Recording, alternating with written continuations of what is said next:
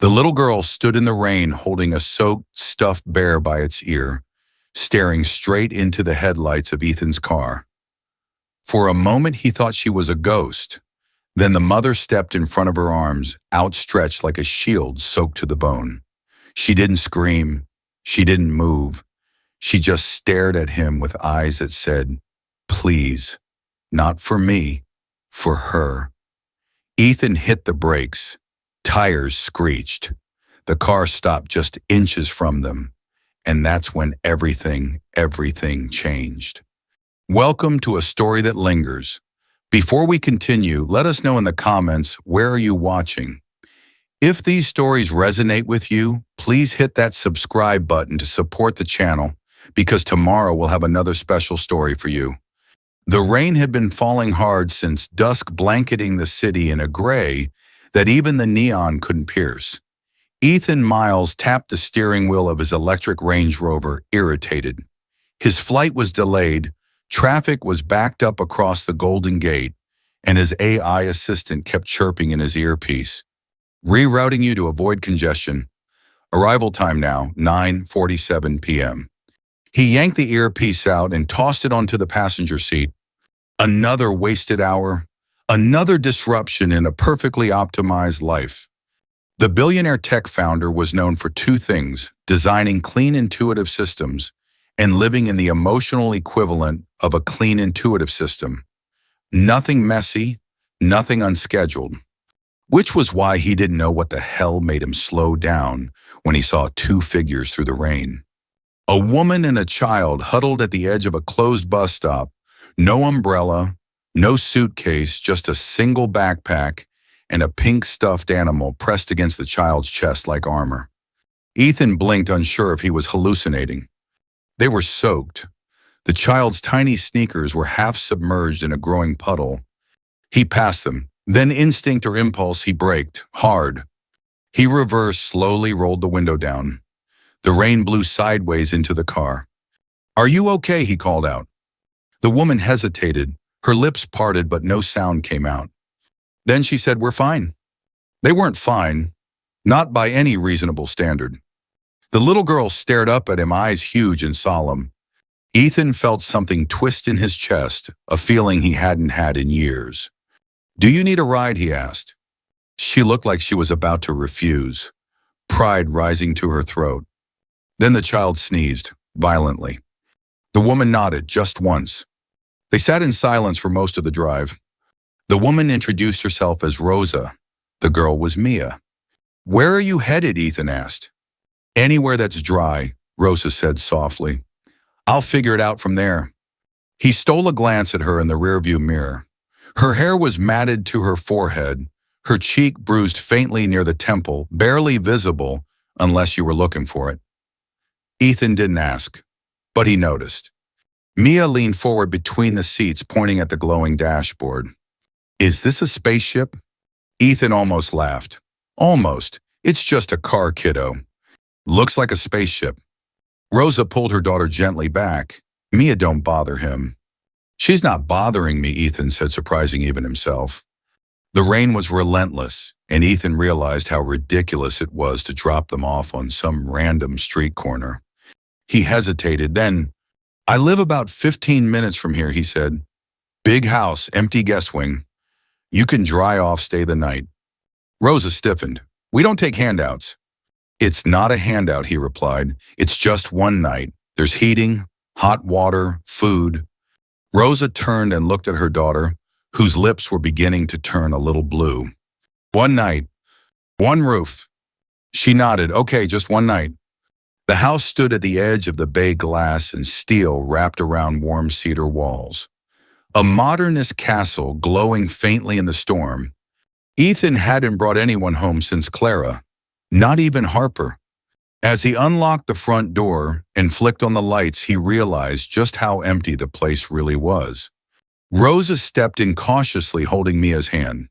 They were tracking water on the tile, but Ethan didn't care. "Bathrooms are down the hall," he said. "Towels are in the closet. There's soup in the kitchen if you're hungry." She looked at him again, really looked, and said quietly, "Thank you." He nodded once, just one night. He repeated it to himself as he walked upstairs. Just one night. Rain drummed softly on the slanted glass ceiling of the east wing as Rosa stood at the edge of the enormous kitchen, unsure whether to step further. The house was beautiful, stunning even, but it didn't feel like anyone lived there. It felt like a showroom or a catalog page brought to life, polished marble floors, abstract art on the walls, cold light spilling from fixtures that cost more than a year's rent. She moved slowly, carrying Mia now wrapped in a towel 3 sizes too big, her damp curls clinging to her cheeks. The warmth of the air and the clean scent of eucalyptus soap were slowly reviving her. Mamma Mia whispered, "Is this man a robot?" Rosa blinked, then chuckled under her breath. "No, baby, just rich." Mia looked around at the space-age appliances, the silent heating panels, and the glowing fireplace embedded in the wall. "I think he might still be a robot." Rosa set her down on the plush rug and took a deep breath. This wasn't forever. It wasn't even for long, just a night. Then they'd figure out the rest. Ethan stood on the second floor watching from behind the railing. He saw how carefully Rosa moved, like she was afraid to touch anything, as if the walls themselves would judge her. She didn't ask for help, didn't demand anything. She poured soup, quietly reheated it, fed it to her daughter in small, slow spoonfuls. And somehow that felt more intimate than any dinner party he'd ever hosted. Ethan retreated to his study, sat in the leather chair Clara used to curl up in during thunderstorms. For a moment he imagined her voice beside him. "So, you brought home strangers. It's just for one night," he replied in his head. "It never is." He shook the memory off. Rosa explored only the essentials. The guest bathroom, the kitchen, and a small sunroom off to the side, which had a soft couch and heavy blankets folded neatly. She checked the locks on every window, then double-checked. Years of living in fear do that to you. Even when you're somewhere safe, your brain won't let you believe it. Mia was asleep within minutes, curled beside her, with the stuffed bear still clutched in one hand. Its fur was cleaner now, fluffed up by the dryer. Rosa stayed awake a while longer, staring up at the skylight, watching the storm blur the stars. It had taken every ounce of Rosa's strength to leave El Paso. She'd waited for him to fall asleep. Grabbed the backpack she'd hidden in the closet, scooped Mia out of bed and whispered, "Don't make a sound, baby." She didn't have a destination, only a direction west. A friend in Sacramento had offered a couch, but by the time she made it to San Francisco, the friend had stopped answering. That's how she ended up at the bus stop. And now here, in a stranger's house, a mansion no less. Ethan checked his phone again. His flight had been officially pushed to morning. He could still make the keynote if he left by 5 a.m. sharp. But something in him resisted sleep. He walked quietly down to the sunroom, just to check. There they were. Mia curled in a crescent moon. Rosa sitting upright, her back against the couch, her eyes still open. "You can take the bed in the guest room," Ethan whispered. She didn't flinch, just looked at him. "I'll stay here. I like being near the window." He nodded. "All right. There's extra blankets if you need more." She offered a tired half smile. "Thank you, Mr. Spaceship." Ethan looked at her puzzled. "Sorry. That's what she calls you," Rosa explained. "My daughter." He shook his head once, faintly amused. "I've been called worse." Then silence again. But not the heavy kind. The kind that felt okay. When Ethan came downstairs just before dawn, suitcase in hand, Rosa and Mia were gone. For a full minute his chest tightened. Had she left, run off? Then he heard a soft giggle. They were in the kitchen. Rosa was heating water. Mia was drawing on a napkin with a broken red crayon she must have found somewhere. "Didn't expect you to be up," Ethan said. "We'll be out of your hair soon," Rosa replied. "Just wanted to thank you with some tea." He paused. "You can stay another night if you need to," he said. Rosa glanced at him, surprised. "You don't even know us." "I didn't know my neighbors for 10 years, Ethan said. "Didn't stop them from dropping off lasagna when my wife died." The air shifted. Something unspoken hung between them. Grief. Recognition. A kind of quiet permission. At 6:17 a.m., Ethan's phone buzzed. The airport had closed due to low visibility. He wouldn't be flying anywhere today. He looked out the window, saw Mia pressing her nose against the glass, watching the deer walk along the tree line. He didn't feel disappointment. He felt still. And in his stillness, something stirred that hadn't moved in years. The smell of butter and eggs drifted through the open concept kitchen as Ethan flipped pancakes on a griddle he hadn't touched in 2 years. The motion felt foreign in his hands, like trying to remember a dance you learned a lifetime ago. Mia sat on the counter, feet swinging, hair damp from her morning bath. She watched with fascination as the pancake bubbled. "Do they pop when they're ready?" "Sort of," Ethan said. "The bubbles tell you it's time to flip." Mia tilted her head. "So it talks to you?" "In its own way." Rosa stood a few feet away, her arms folded tight across her chest, not cold, just cautious. She didn't quite trust the kindness. Not yet. "You didn't have to cook," she said. Ethan shrugged. "Honestly, I didn't know I remembered how." He slid a pancake onto a plate and offered it to Mia with a warm grin. She took it like it was treasure. Rosa hesitated a beat, then reached for a plate of her own. Later, as Mia colored at the breakfast nook, Ethan noticed Rosa wince as she reached for her mug. "Your arm," he said. "You okay?" She pulled her sleeve down instinctively. Too late. "I'm fine." But Ethan had seen the bruise. Not fresh, not ancient, just at that ugly stage of fading yellow. He didn't push. He just said, "I know someone, a doctor, makes house calls." She looked at him sharply. "We're not a project." Ethan raised both hands. "Didn't mean it that way." Silence stretched again. Then Rosa said, "You're not what I expected." "What did you expect?" "A man in a glass house with no soul." Ethan laughed, once short and quiet. "I used to be that man." They sat by the window, cups in hand. The storm had passed, leaving behind fog and soft light. Rosa spoke first. "We left Texas 3 days ago. His name's Marcus. He wasn't always like that. But after I had Mia, something shifted. The control, the hands, the threats." Ethan listened, didn't interrupt. "I stayed longer than I should have, because I thought maybe I could fix him, because I was afraid, because she hesitated, voice cracking, because I didn't want Mia to grow up without a father." Ethan looked at her. "I get that." She met his eyes. "Do you?" He nodded slowly. "Clara, my wife. She got sick. I thought I could fix it too. Money, treatments, flights around the world. But sometimes you can't fix things. Sometimes you just have to hold them while they break." That silenced them both. Ethan's phone buzzed. Unknown number. He ignored it. It rang again. He finally answered. A man's voice, aggressive, accusing. "You got my wife and kid. You think you're a hero, man. I know where you live. Don't think I won't come." Ethan didn't respond. He just hung up. He looked at Rosa. Her face had gone pale. "I didn't tell him," she whispered. "I swear. I used cash, no phone. I don't know how." "It's okay," Ethan said gently. "We'll figure it out." But in the pit of his stomach, he knew. Marcus had friends, influence, maybe even trackers. The mansion didn't feel as safe as it had a moment ago. That night, Ethan went into his office, opened the encrypted terminal he hadn't used in months, and pulled some strings.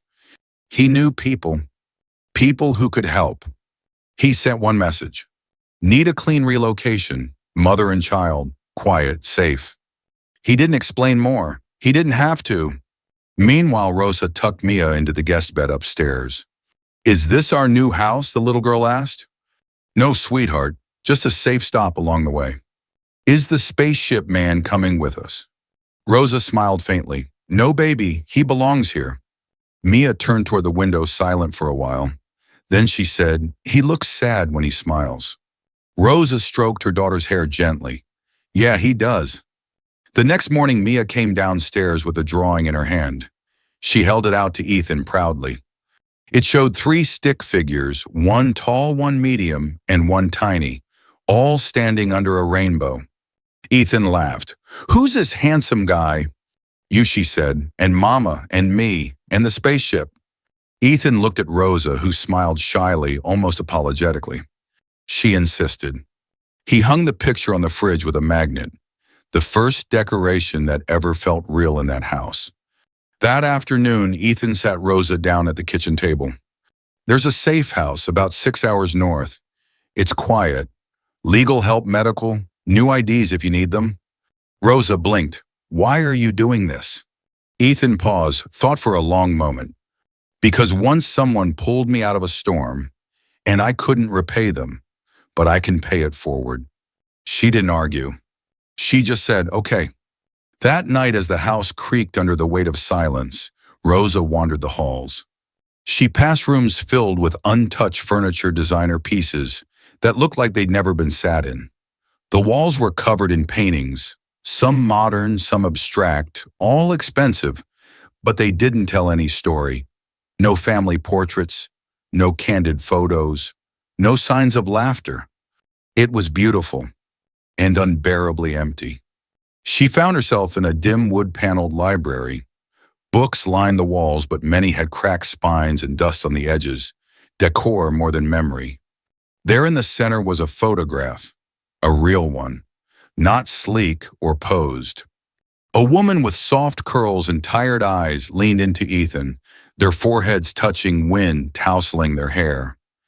Behind them was a sunflower field and a half-finished picnic.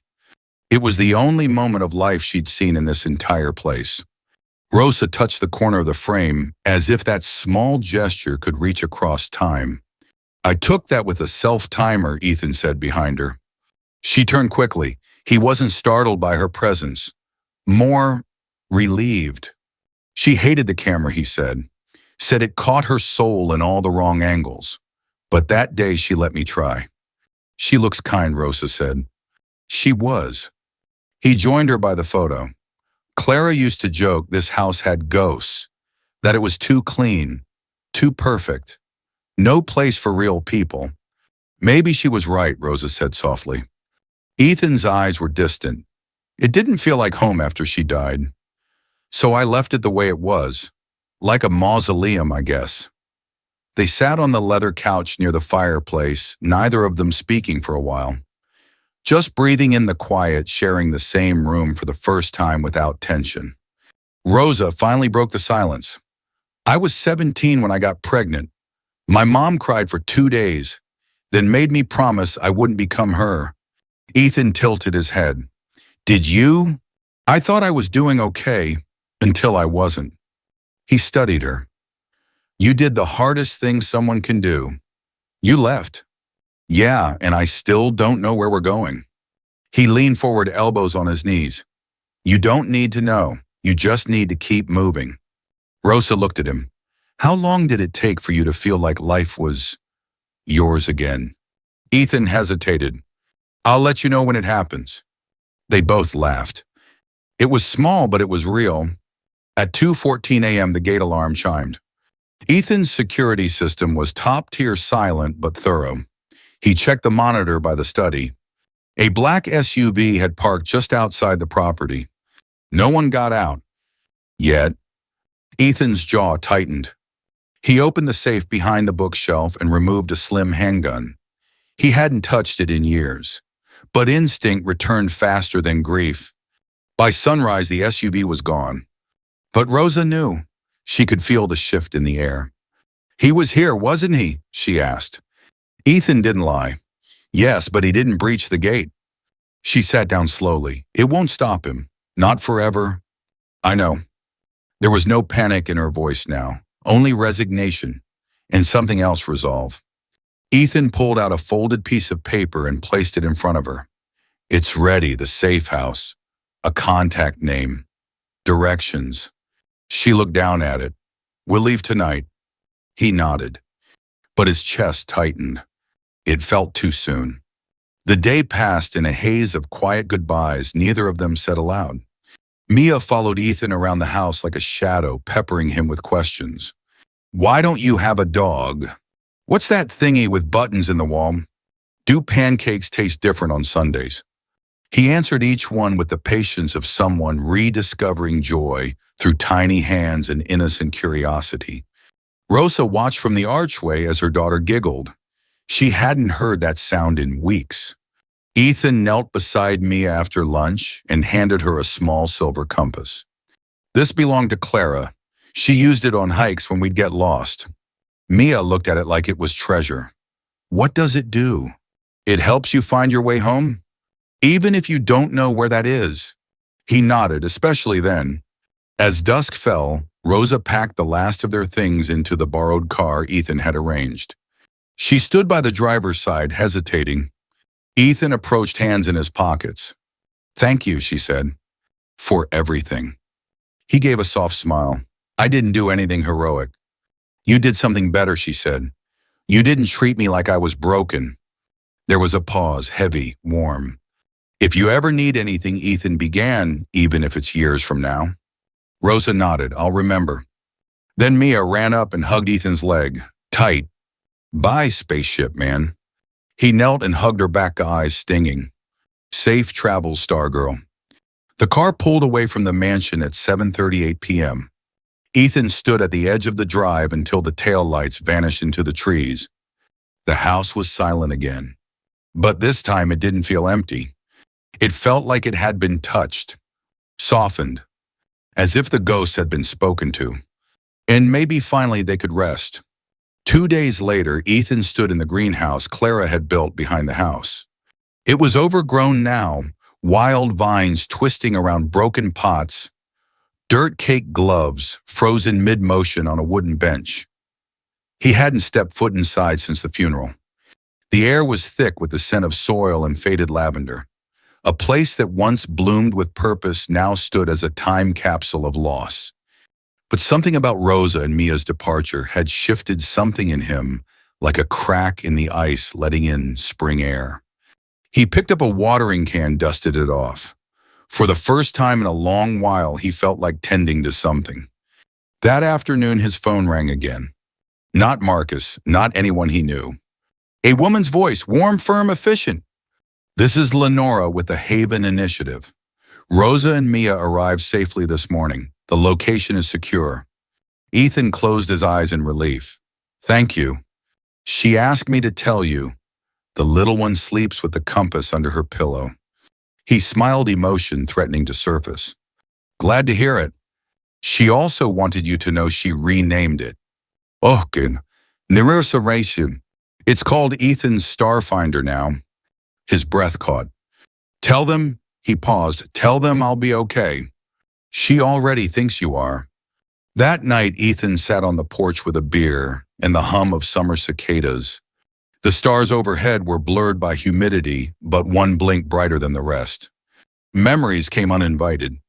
He remembered Clara, laughing sun in her eyes. Remembered the first time he felt her fingers slip from his in the hospital bed. He hadn't cried that day, he couldn't. But now, 2 years and two strangers later, he felt the sting break free. Tears rolled silently down his face as the breeze shifted. It didn't feel like weakness. It felt like release. The next morning, he found a missed call and a voicemail. He played it expecting a routine message. But it was Rosa. "Hey, I know this might seem weird, but I wanted to say something before too much time passes. You didn't have to open your home or your heart, but you did.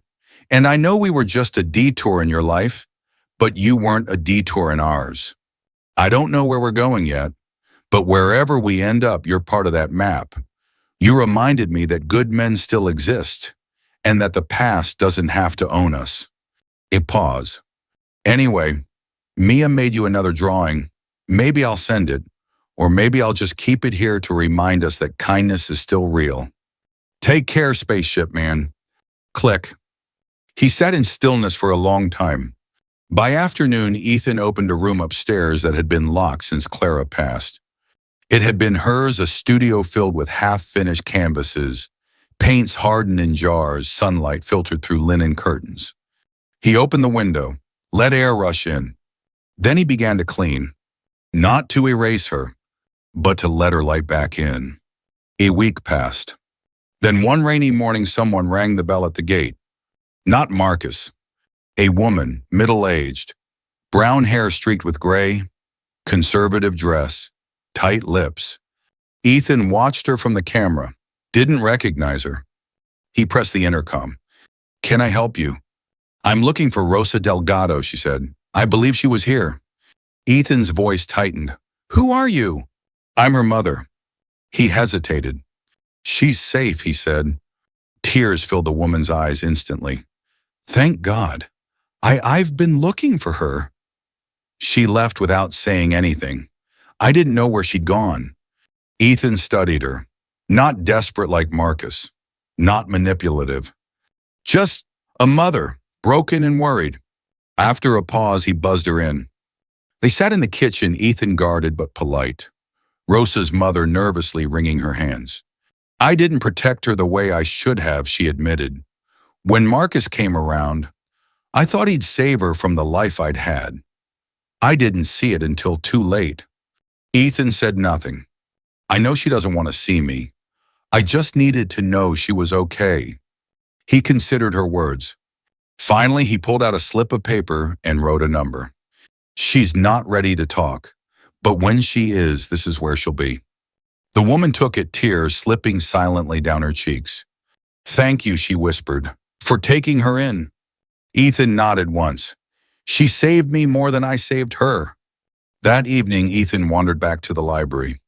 Clara's photo was still there, but something had shifted inside him.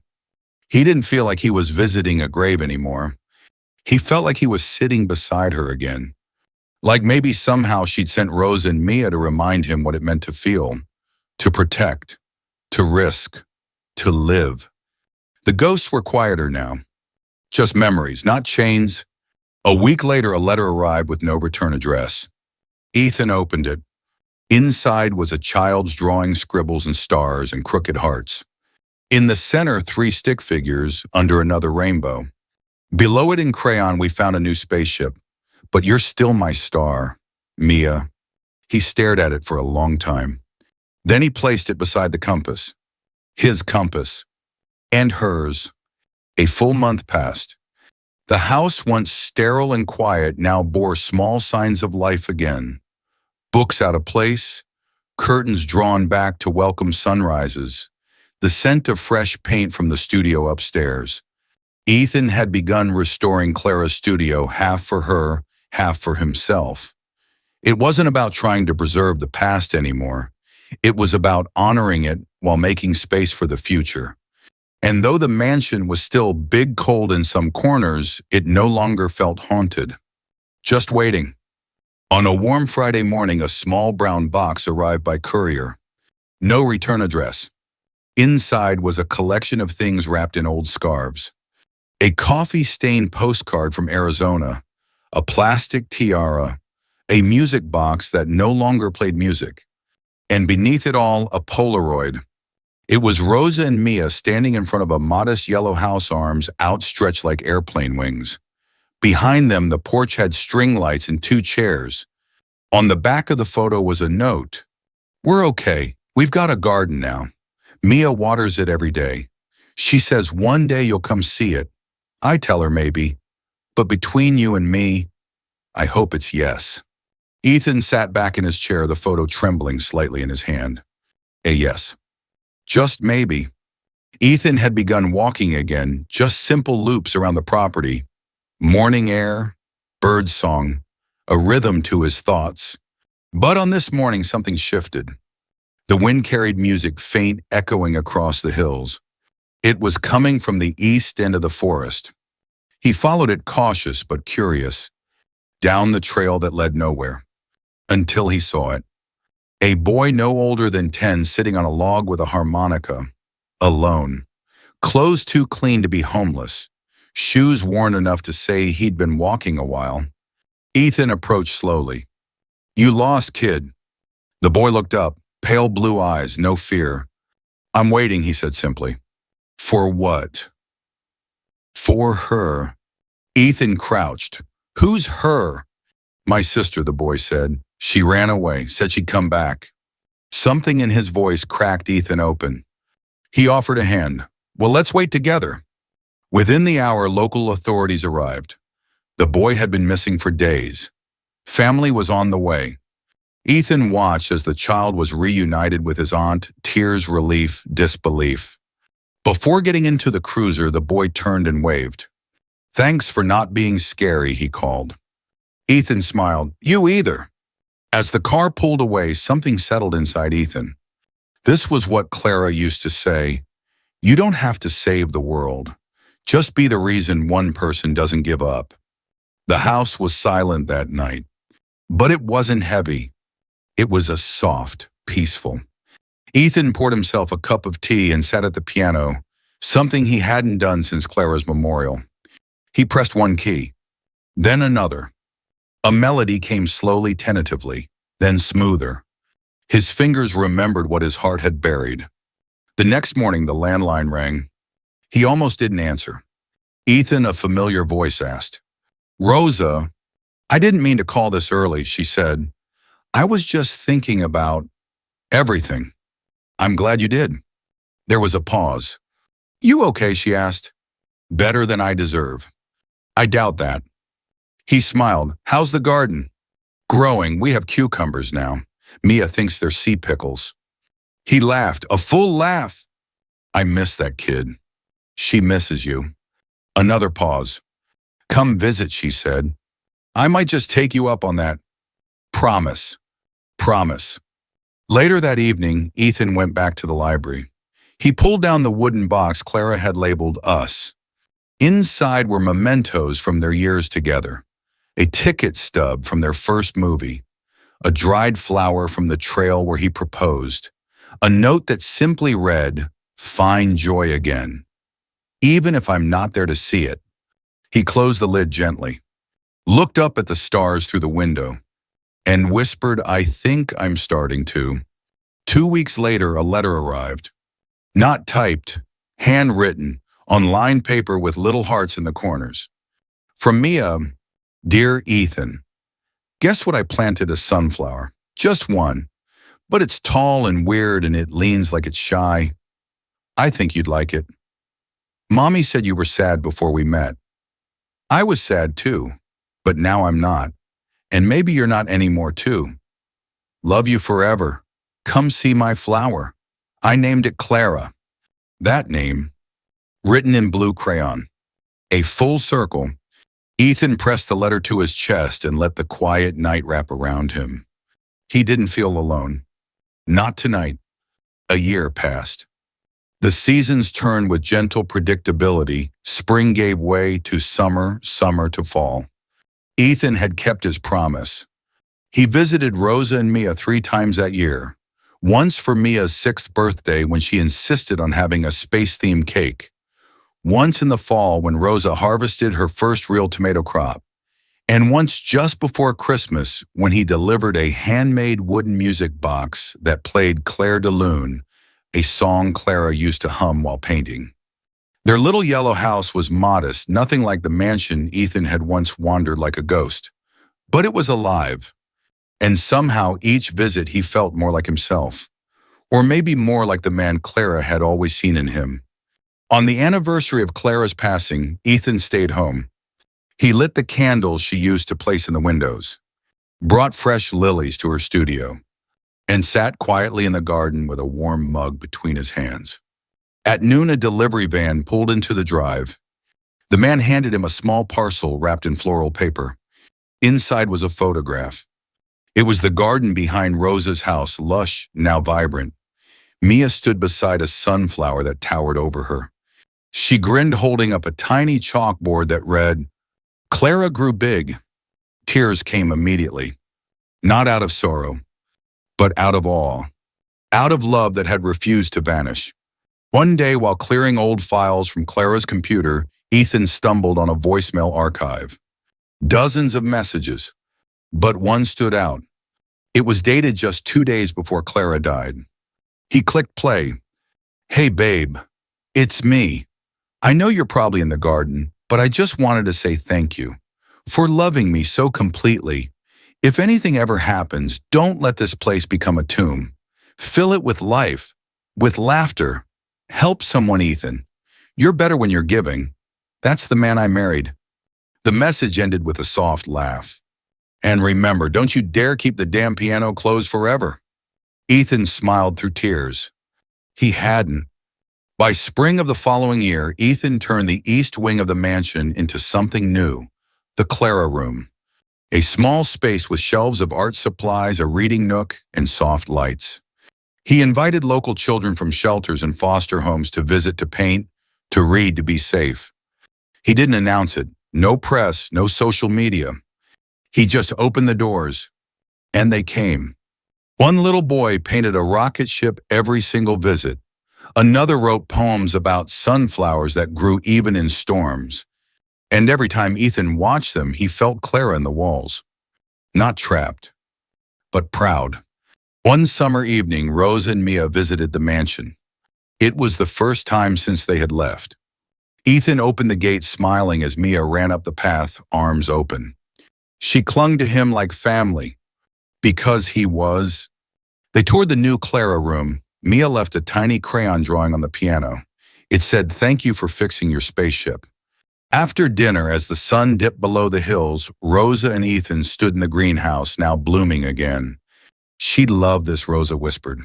"She does," Ethan replied. They stood in silence, watching fireflies blink along the edges of the glass. That night after they left, Ethan returned to the piano. He opened the lid, sat in the dim light, and played. Softly at first, then with confidence.